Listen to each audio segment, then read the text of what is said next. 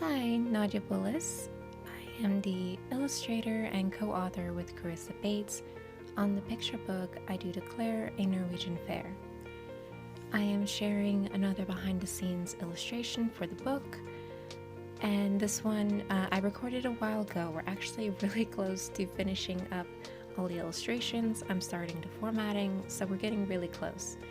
But due to just being under the weather and needing to edit this, and I tried a couple times to do a voiceover, but my voice was just not having it, so here we are. And for the illustration itself, it's a storytelling scene. We have in the fair, we have the storyteller who's telling the kids of the Vikings of old, as well as the myths that greatly impacted them and that they used to tell through oral tradition as well.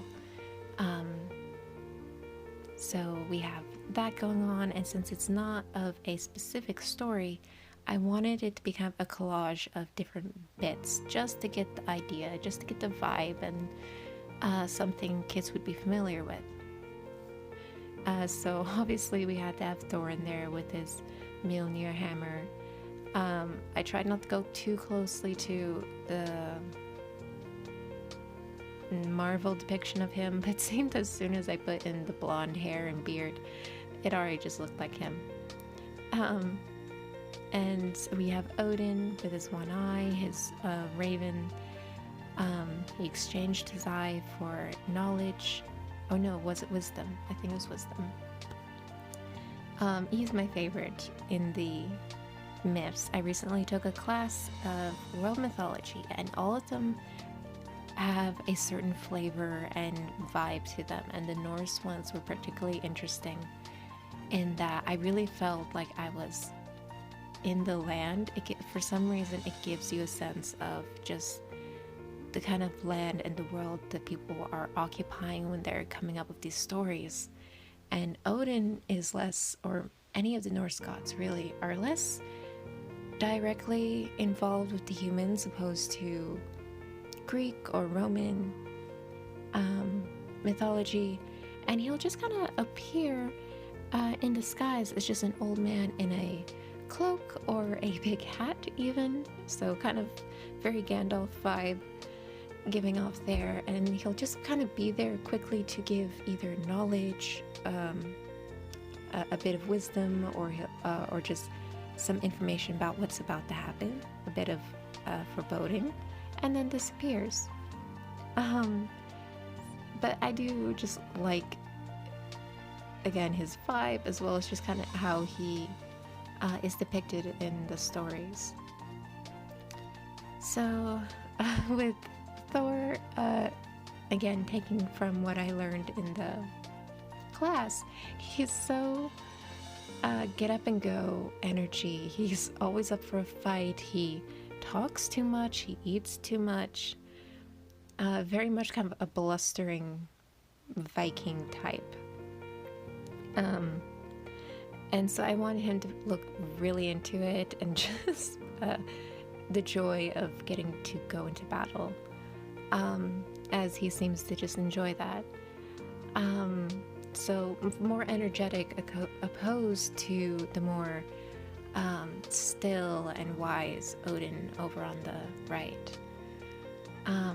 And overall, I'm just kind of placing in the base layers of color, and then I will be zooming in as when I get more detail. It takes a while before it actually makes an impact on the overall image. It's just little details, little texture, a little shadow. So I'll be zooming in here on each section to give a little better look at what I'm working on. But I also like how between Thor and the girl, I want them just simple hair with just a little bit of shadow. And then for Odin, I didn't want to make him too old, so he still looked very strong, and you know, he's God, so I'm like, how what's kind of their old, right? They do seem to have some kind of rules in the myths, but I just try to give them some brown and grayed texture to his beard and to his hair to give him an idea that he's older. And so, yeah, I'm zooming in. It should speed up. This is very slow thing to process. This might actually be real time. Oh, and there I go to fasten it. So, yeah, and I really like how that shield turned out. I love doing wood textures. And I thought it would be fun to have the girl Viking in, to have the girls feel included, as well as that's being fairly accurate. Women were capable fighters. Some of them supposedly did go on some of the voyages as well. And we have evidence of finding bodies where they had wounds from swords and arrows. So definitely warriors in their own right. So little girl power there for you if you want to carry that out. I think also just the fun.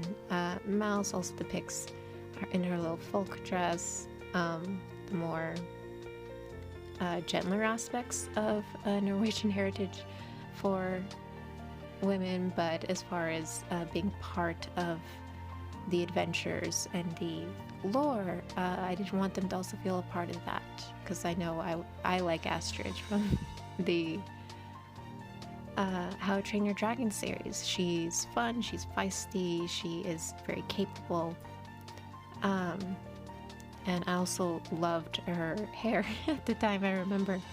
So yeah, just a little nod to the girls there, to have a girl amongst the Vikings, and seems also a little more maybe clever than Thor. Thor is just charging in while she's staying more alert. Now, I love the storyteller. Reason being, for one, I love working on this trunk. Again, I love doing wood textures. I just have my own way of doing it, and for some reason I just find it very soothing.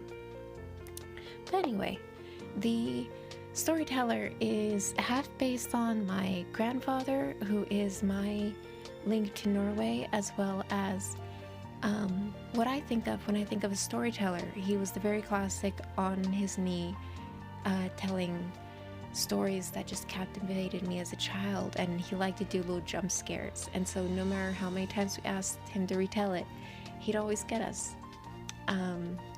So I definitely like the idea that this storyteller would have a similar approach. He would really love telling stories and carrying out the oral tradition as the myths and stories of old were carried out. And he also, if you can tell, has a little resemblance to Smee from the Peter Pan Disney animated film, with the little cap, kind of the bluish shirt, little pot belly, and I think he's a little on the short side, though my grandfather is as well. So that just kind of how I chose to go about it, make him feel a very inviting storyteller figure. And so here we are at Odin, again putting in some more shadows, some more streaks of browns and grays. It's kind of a mix of a brown and gray. I didn't want to go too gray onto it, and I think after a while excuse me, I'm starting to lose my voice. After a while I thought it was getting too browned and toned down, so I overlaid it with a little more yellow to pull out some liveliness. I think he was getting too flat, too dull. And I just love the eye patch. I think that's very fun. And if you recall when I was talking in the video where the mouse was in her boat on the masts, definitely went with the stripe, because we found out the more symbolic depictions were more fantasy retellings of it. So this was just a classic Viking ship with the mast, and I did learn through reading that the front dragons that they did often have at the front, they actually were removable, so they could take down the head when they were in friendly waters, and they didn't want to scare or show that they were trying to be intimidating to the people in those waters. So I found that interesting, opposed to the sail, which I thought would have the symbol to inspark fear. No, they were using the dragon heads or whatever else they might have had, and they would take that down when they weren't trying to be intimidating. So yeah, just kind of finishing that up, the horn back there, giving it the little steely look, but this is just about done. And I am very, very happy with how it came out. I love the fun of it. I will be adding in some blue for the background in the sky later, but this is kind of where it's at. So I do thank you for watching and look forward to at least one more of these.